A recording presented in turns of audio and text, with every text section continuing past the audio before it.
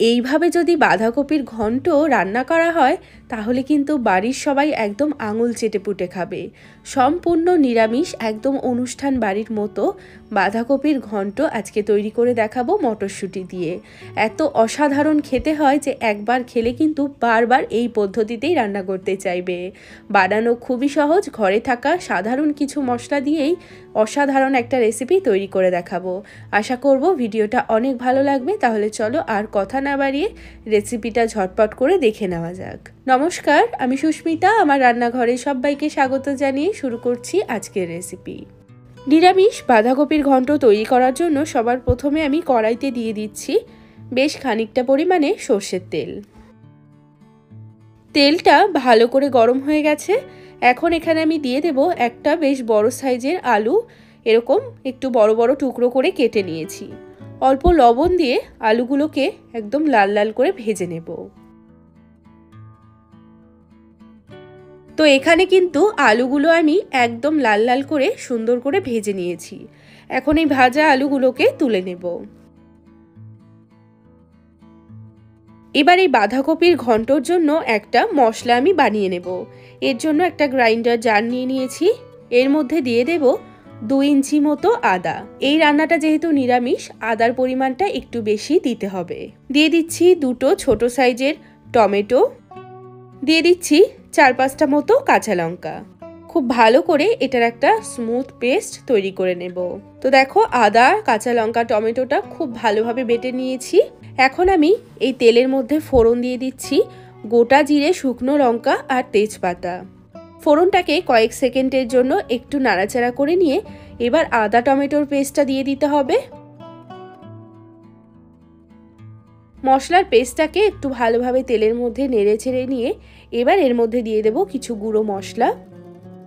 সবার প্রথমেই দিয়ে দিলাম স্বাদ মতো লবণ। দিয়ে দিচ্ছি 1/2 চামচ হলুদ গুঁড়ো।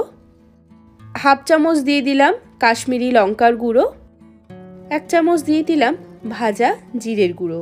আর দিয়ে দেব 1 চামচ চিনি। নিরামিষ বাঁধাকপি একটু মিষ্টি মিষ্টি হলে খেতে কিন্তু খুব ভালো লাগে। এবার মশলাটাকে খুব ভালো করে আমাদের কষিয়ে নিতে হবে।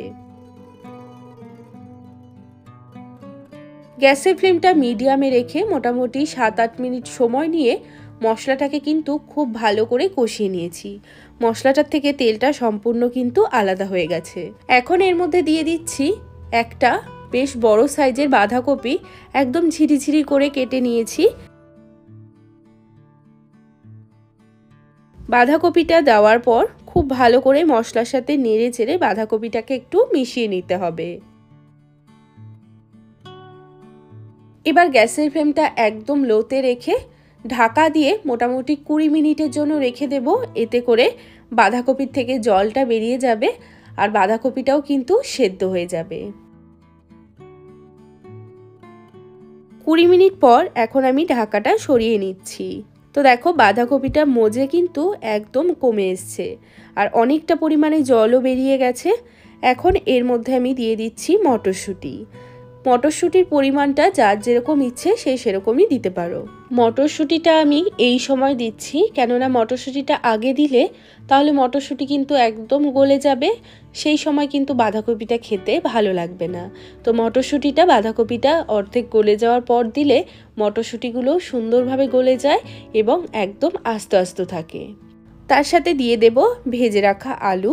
আবারও খুব ভালো করে নেড়ে ছেড়ে গ্যাসের ফ্লেমটা এবার একটু মিডিয়ামে করে দেব আর বাঁধাকপিটাকে ক্রমাগত নাড়াচাড়া করব। শীতকালের বাঁধাকপি সেদ্ধ হতে কিন্তু খুব বেশি সময় লাগে না। যতক্ষণ না বাঁধাকপিটা সেদ্ধ হচ্ছে ততক্ষণ এইভাবে একটু নাড়াচাড়া করব। তো 10 মিনিট মতো বাঁধাকপিটাকে এইভাবেই রান্না করেছি। বাঁধাকপি কিন্তু পুরোপুরি মজে গেছে। এখন এর মধ্যে আমি দিয়ে দিচ্ছি একটু কাঁচা লঙ্কা আর দিয়ে দেব একটু গরম মশলার গুঁড়ো আর দিয়ে দিচ্ছি 1 চামচ মতো ঘি। সবকিছু ভালোভাবে নেড়েচেড়ে মিশিয়ে বাঁধাকপিটা থেকে তেল ছাড়া পর্যন্ত অপেক্ষা করব। তো এখন দেখো, 5-6 মিনিট মতো বাঁধাকপিটাকে একদম লো আঁচে রেখেছিলাম। বাঁধাকপির থেকে কিন্তু তেলটা ছেড়ে দিয়েছে আর বাঁধাকপিটা একদম সম্পূর্ণ মজে গেছে। আলুটাও পুরোপুরি সেদ্ধ হয়ে গেছে। এখন আমি গ্যাসটাকে অফ করে দেব। এই বাঁধাকপিটা রান্না করলে এত সুস্বাদু খেতে হয়, লুচি পরোটা দিয়ে খেতেও কিন্তু দারুণ লাগে। এছাড়া ডাল ভাতের সাথে তো আর কোনো কথাই নেই। এই পদ্ধতিতে বাঁধাকপি তৈরি করে দেখবে, খেতে অসাধারণ লাগে। তো আজকের এই ভিডিওটা কেমন লাগলো সেটা কিন্তু একটা লাইক বা কমেন্ট করে অবশ্যই জানাবে। চ্যানেলটিকে সাবস্ক্রাইব করে না থাকলে চ্যানেলটিকে সাবস্ক্রাইব করে নেওয়ার অনুরোধ রইল। সবাই ভালো থাকবে, সুস্থ থাকবে। আমি আবারও চলে আসবো অন্য কোনো রেসিপির সাথে। আজ এ পর্যন্তই, টাটা।